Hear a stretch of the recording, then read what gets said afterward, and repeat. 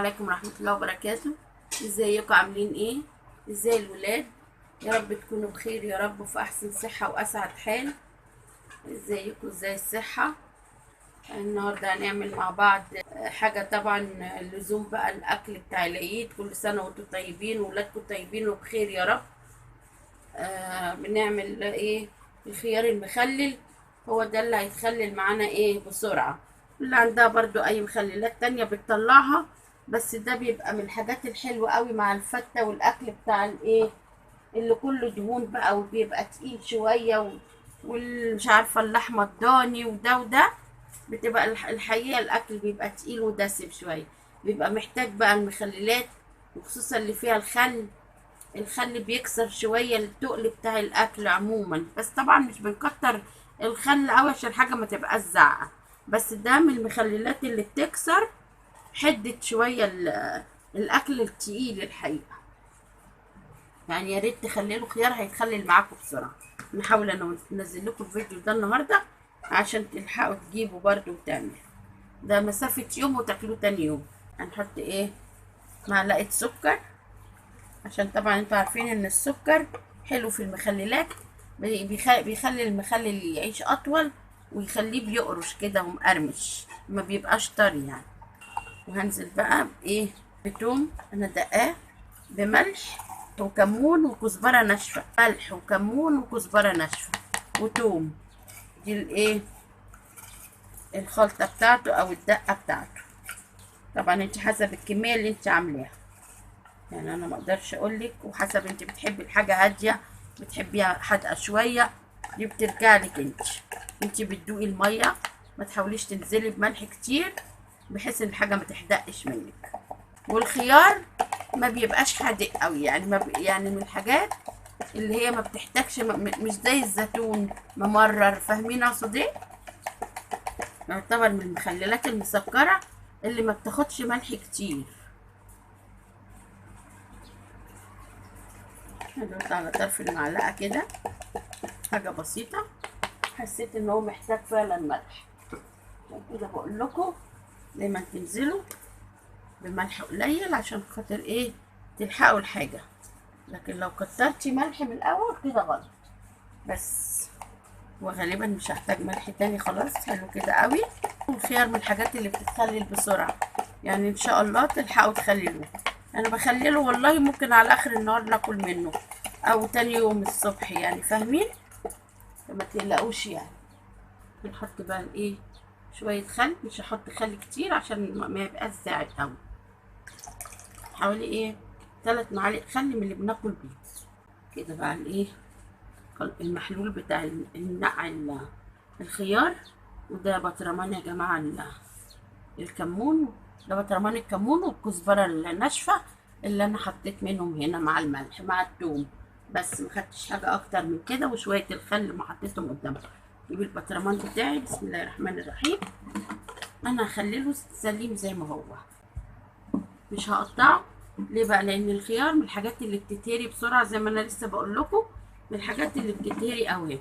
انت خليه زي ما هو عشان يعيش معاكي، عشان اللي يفضل معاكي لاخر يوم ايه العيد كده ان شاء الله، من غير ايه؟ من غير ما يبوظ منك والحاجات دي. وتطلعي بقى وتقطعي بقى بالسكينه بتاعتك زي ما انت عايزه. خلاص.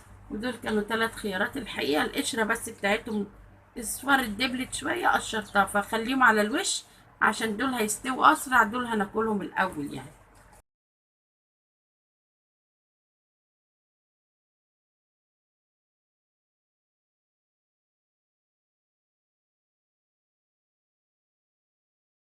ممكن دول كده لو هما ايه البطرمان بتاعك مش هياخدهم، عشان مرضيش اسقطهم تحت عشان انا عارفه ان انا هاكلهم الاول. اقسمها 2 كده واحطها كده على 3 مثلا. ايوه عشان عايزاهم ايه؟ يسقطوا كده في الميه. ما ينفعش حاجه ما تطولش الميه. ايوه كده المحلول بتاعي اهو، اللي هو عباره عن ميه. دي ميه من الفلتر يا جماعه مفلتره، ومعاها الثوم والملح والكمون والكزبره الناشفه والخل، وما تنسوش معلقة السكر. ايوه مهمة جدا عشان يفضل مقرمش معاكي لاخر لحظة. ايوه. ممكن اجيب شوية مية تاني او اكتفي بكده. هو اي مخللات يا جماعة زي ما انتوا فاهمين بتنزل ميتها، يعني هو هينزل ميتها. هو لازم يتغطى بالمية، محدش يسيبه من غير ما يتغطى عشان ما يطرش وينعم. ممكن اجيب شوية مية تاني فلتر وارجع له. الحقيقة انا قلت طالما هحط مية، انا ما كنتش حابة احط كركم والونه، بس الحقيقة جه في بالي برضو، خطر في بالي. انتوا عارفين ان انا بقيت بحب الكركم عشان خاطر الفايدة والعظم بتاعنا والكلام ده. فانا بصراحة يعني هحط شوية بس مش كتير، عشان برضه انا مش عايزه طعمه يغير. الكركم برضه بيغير طعم المخلل. فانا هاخد حاجه بسيطه، حوالي حوالي ربع معلقه كده صغير. وانا طبعا عشان الكركم ينشط ويشتغل لازم بحط شعرة فلفل اسود. يعني الكركم اساسي عشان تحطيه بتحطي فلفل اسود، هو اللي بينشطه. حابه برضو كده بتاع ربع معلقه صغيره. حتى الناس اللي بتشرب مشروب الكركم بتشعر بقى، بس بتحط حاجات تانية عشان اللي معدته تعباه والكلام ده ما يكترش، بيحطوا بقى معاه حاجات تانية تهدي، ينسون بقى الحاجات اللي انتوا فاهمينها دي. انا هنزل كده. انا والله قلت بقى بالمرة طالما هزود مية هحط بقى حبة كركم عشان العظم، واللي انتوا الكلام اللي انا بقى دايما بقوله لكم، اهتموا بالصحة وعظمكم والكلام ده كله. هو هيلون بس مش قوي، تمام، لان انا مش حاطه كميه. كيس بلاستيك كده من عادي من بتاع السندوتشات، واقفله منها برضو عشان ما فيش هوا يدخله. ولو حسيتوا ان البطرمان المخلل استوى ولسه فاضل يعني الخيار استوى ولسه فاضل عندي الكميه، ما تخليهاش بره، حاولوا تحطوه في التلاجة بس بعد ما يستوي عشان ما ينعمش ويطرى ويبوظ. زي ما قلت لكم الخيار ده من الحاجات الحساسه جدا.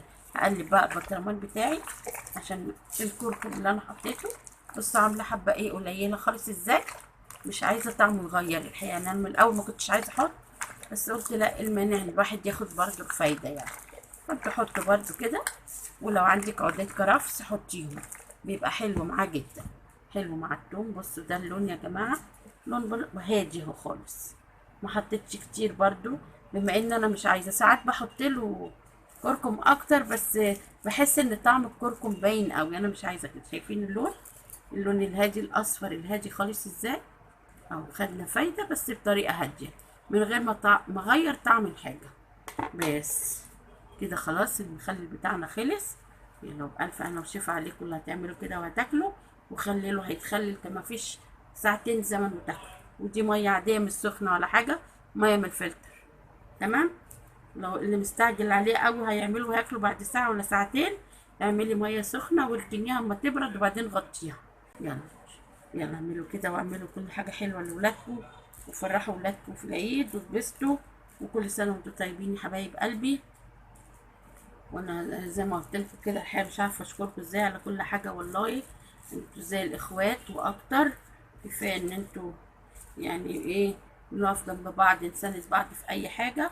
وشكرا ليكوا حبايبي، واعملوا كل الحاجات بالطريقه الحلوه دي. وبألف هنا وشفا عليكم اللي هتاكلوا، وبألف هنا وشفا علينا. وكل سنه وانتم طيبين. ما تنسوش بقى سبسكرايب، الاشتراك في القناة يا جماعة، الشير، اللايك، الكومنتات الحلوة. مع ألف سلامة، وفي وصفة جديدة في حاجة حلوة جديدة. شكرا، مع ألف سلامة.